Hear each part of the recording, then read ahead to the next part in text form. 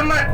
Kenapa kalian ikut perang sama Muhammad? Jumlah kita sedikit, cuma 1.000 orang. Sedangkan jumlah mereka berapa? 3.000 orang. Sedangkan perlengkapan perang kita tidak ada. Bagaimana melawan mereka? Kalau kalian ikut Muhammad, maka anak-anak kalian akan jadi yatim. Anak-anak kalian akan jadi yatim dan istri-istri kalian akan jadi janda. Maka di antara para sahabat banyak yang imannya tidak kuat, akhirnya mereka banyak yang kembali ke Madinah Al-Munawwarah. Kenapa para sahabat kembali ke Madinah? Karena kena provokator oleh Ubay bin Salul tersebut. Akhirnya mereka kembali ke Madinah Al-Munawwarah, takut istrinya jadi janda, anaknya takut jadi yatim. Maka para sahabat tinggallah yang ikut setia bersama Rasulullah. Berapa orang? 700 orang. Yang kembali ke Madinah berapa? 300 orang. Kembali ke Madinah 300 orang bersama Rasulullah sallallahu alaihi wasallam 700 orang. Rasulullah bersama sahabatnya terus berangkat dari perkebunan kurma tersebut bersama sahabat-sahabat, diantaranya Sayyidina Abu Bakar, Sayyidina Umar, Sayyidina Ali, Sayyidina Utsman, Sayyidina Abdullah bin Talha, Mus'ab bin Umair, Abdullah bin Jubair, dan para sahabat-sahabat yang lain. Maka di peperangan tersebut, karena jumlahnya orang kafir tersebut banyak, maka Rasulullah bikin strategi ada 50 pasukan pemanah yang dipimpin oleh Abdullah bin Jubair.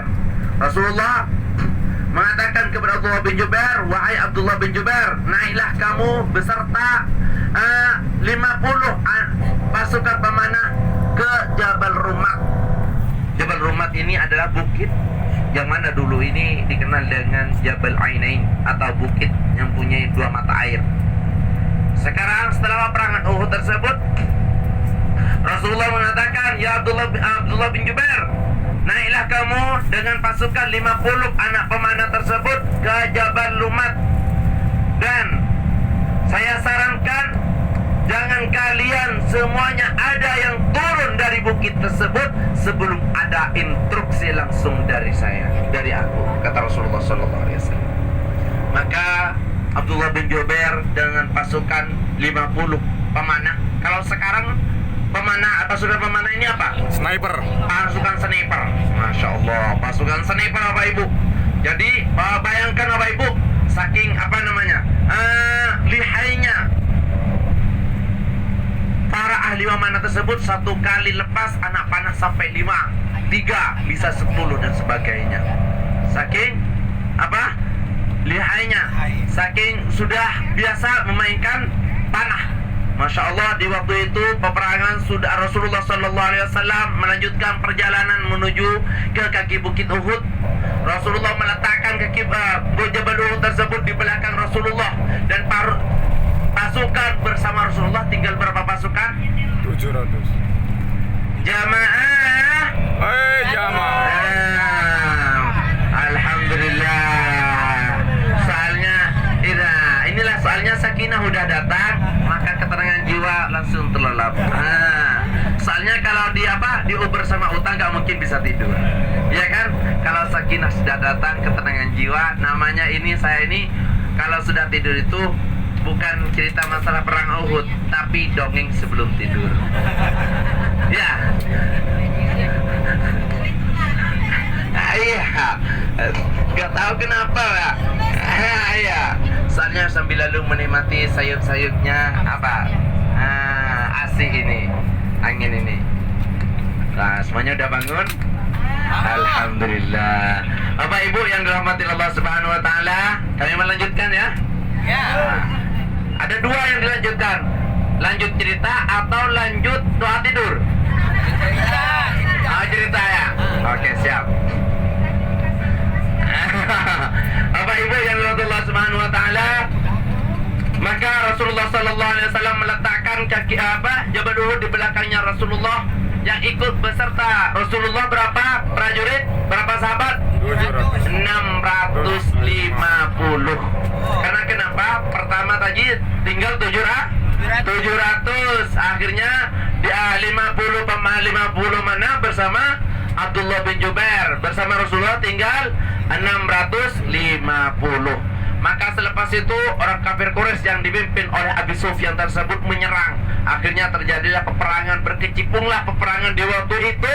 Masya Allah, dengan pandainya para ahli pemanah tersebut, sampai satu kali lepas anak panah 10, 5, 3 dan sebagainya. Selepas itu maka Rasulullah menghadapi semuanya, Abi Sufyan dan para pembesar-pembesar orang Quraisy tersebut. Maka saking lihainya ada pamannya Rasulullah yang punya nama siapa? Sayyidina Hamzah radhiyallahu anhu, yang punya julukan Asadullah wa Asadur Rasulillah, singanya Allah dan singanya Rasulullah sallallahu alaihi wasallam. Saking lihainya Bapak Ibu, satu kali tebasan Sayyidina Hamzah tersebut 5 orang langsung putus cas, patah semuanya, 5 orang. Masya Allah. Inilah sebelah kanan kita yang dinamakan Jabal Uhud. Uhud adalah nama banyaknya dari kelafat Ahad. Kalau Ahad berapa? 1. Kalau Minggu? Ahad. Senin. Gimana? Kalau Ahad 1, kalau Minggu? Kalau Ahad ada di sebelah kanan kita. Ini pertamanya 1 karena berlapis-lapis, akhirnya jadi Uhud. Uhud ada kisah mengenai Rasulullah. Uhud ini adalah gunung yang sangat sejarah karena kenapa? Rasulullah sallallahu alaihi wasallam pernah bersabda, "Uhudun yuhibbuna wa nahnu nuhibbuh." Jabal Uhud adalah mencintaiku dan aku mencintai Jabal Uhud tersebut. Karena dia mencintai Rasulullah, maka Rasulullah sallallahu alaihi wasallam mengatakan, "Uhudun jabalun min jibalil jannah." Jabal Uhud adalah gunung yang mana gunung tersebut akan ada di surganya Allah Subhanahu wa taala. Karena kenapa Jabal Uhud ada di surganya Allah? Karena mencintai Rasulullah. Beda dengan kita. Kita cinta Rasulullah tapi tidak tahu tentang Rasulullah. Taunya tentang siapa? Syahrini.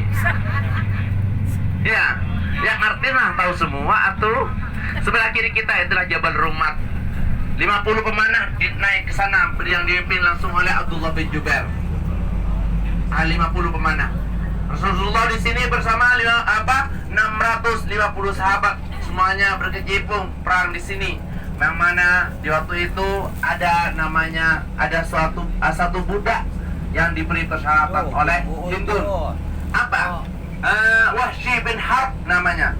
Wahsy bin Harb ini adalah seorang budak yang mana oleh Hindun dikatakan, "Wahai Wahsy, apakah kamu ingin merdeka?" Maka Wahsy tersebut menjawab, "Iya, wahai majikanku."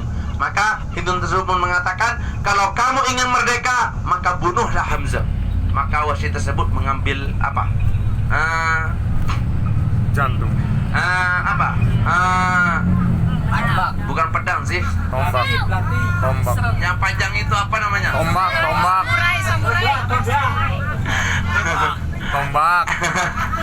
Yang kayak tongkat itu loh. Ya, Tombak. Alhamdulillah, semuanya alhamdulillah gak tidur. Nah, setelah itu mengambil tombak, akhirnya mencari Sayyidina Hamzah. Setelah nyampe, ada celah sedikit. Sayyidina Hamzah lagi berkecimpung, lagi perang bersama orang-orang kafir Quraisy. Maka langsung melemparnya kepada Sayyidina Hamzah. Akhirnya mengenai dadanya Sayyidina Hamzah. Akhirnya Sayyidina Hamzah gugur, tersungkur di waktu itu. Maka Wahsy tersebut lari menghampiri Hindun dan mengatakan, "Wahai majikanku, tugasku sudah selesai. Hamzah sudah saya gugurkan, saya sudah bunuh." Maka Hindu tersebut lari menjumpai Sayyidina Hamzah, lalu mengambil pisau. Akhirnya dadanya Sayyidina Hamzah lalu dibedah, lalu diambil hatinya atau jantungnya, lalu dikuyah oleh Hindu. Masya Allah. Dan juga Sayyidina Hamzah juga ada di sini. Rasulullah sallallahu alaihi wasallam senantiasa ziarah ke syuhada Uhud, orang-orang yang gugur di perkuburan di syuhada Uhud tersebut, jumlahnya 70. Senantiasa Rasulullah ziarah, kadangkala 2 minggu sekali, kadangkala 1 minggu sekali. Rasulullah senantiasa pergi dari kota Madinah untuk ziarah ke syuhada yang ada di Uhud tersebut. 70 orang sahabat yang gugur di syuhada Uhud tersebut. Di antaranya adalah siapa? Siapa ya? Sayyidina Hamzah. Jadi ini ada 3, nanti kita ziarah. Yang nomor 2 siapa? Mus'ab bin Umair. Yang nomor 2 siapa? Mus'ab bin Umair. Yang nomor 3 adalah Abdullah bin Jubair, merupakan panglima bagi siapa? Pasukan pemanah. Masya Allah, kita sudah sampai, kita semuanya ziarah. Kenapa di sini tinggal 3 apa? Tinggal 3 kuburan, yang lain kemana? Yang 67-nya, yang 67-nya ini dipindah semuanya kemana? Ke Baqi. Setelah kurang lebih 40 tahun setelah peperangan Uhud, terjadilah banjir di Jabal Uhud ini. Maka semuanya mayit-mayit, jenazah-jenazah yang jumlahnya 70 ini terangkat. Masya Allah, dengan rahmat dan kasihnya Allah Subhanahu wa Ta'ala, meskipun usianya 40 tahun dikubur Ibu, maka beliau semuanya tidak ada apa? Kulit ini yang berubah. Semuanya darah-darah masih segar, masih menetes. Sayyidina Hamzah seakan-akan baru luka. Mus'ab bin Umair seakan-akan baru terputus dari apa? Lengan sama tangannya. Masya Allah. Kenapa kau seperti itu? Sesuai firman Allah dalam Al-Quran, وَلَا تَحْسَبَنَّ الَّذِينَ قُتِلُوا فِي سَبِيلِ اللَّهِ أَمْوَاتًا بَلْ أَحْيَاءٌ عِنْدَ رَبِّهِمْ يُرْزَقُونَ. Jangan kira kalian orang-orang fisabilillah, orang yang mati dalam Allah ini mati wafat. Bal ahyaun, akan tapi mereka semuanya adalah hidup dan Allah memberi rizki kita semuanya.